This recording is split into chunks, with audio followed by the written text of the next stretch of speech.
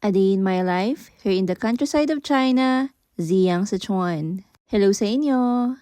Malamig nga at hindi pa rin nagbabago yung panahon kaya hanggang ngayon mahirap pa rin bumangon. Kaya nagigising kami dito ng mga 9 to 10 a.m. And update nga tayo dito sa succulents ng ating plantito. Marami nga yung mga namatay na succulents kaya ayan, tinatanggalan niya ito ng kalat.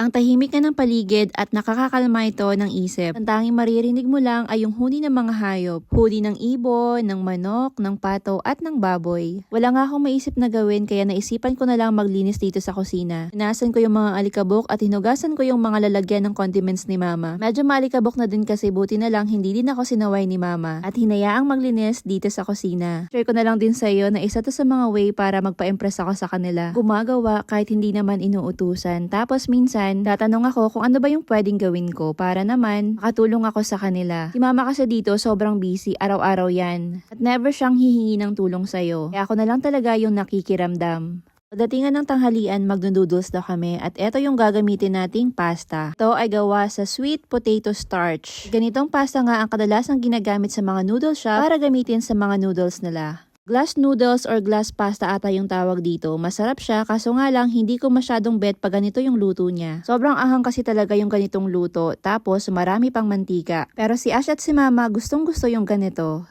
Pagkatapos magtanghalian, konting pahinga nga lang ay itong asawa ko nagayak ng umalis papunta ng ilog. Pag alis nga niya, itong si Fubaw sumunod talaga sa kanya. Kaso mabilis yung patakbo niya kaya ayan bumalik. At pagod na naman nga ito. Wawang Fubaw, iniwan na naman nga ng tatay niya. Hapunan na naman nga at eto kumakain kami ng tangwen at ito lang yung magsisilbi naming hapunan. And yes, wala pong kanin. At mga alas 6 na nga kami kumain nito pero maliwanag pa rin dito sa amin. And by the way po, ang Sichuan po ay nasa southwestern part din po ng China, katulad ng Yunnan. Ang oras po ay same na same lang din sa Pilipinas. At hindi ko talaga ma-explain sa inyo kung bakit late yung paglubog ng araw dito. Sino ba yung nakakaalam dyan? Baka pwede nyo namang i-comment oh.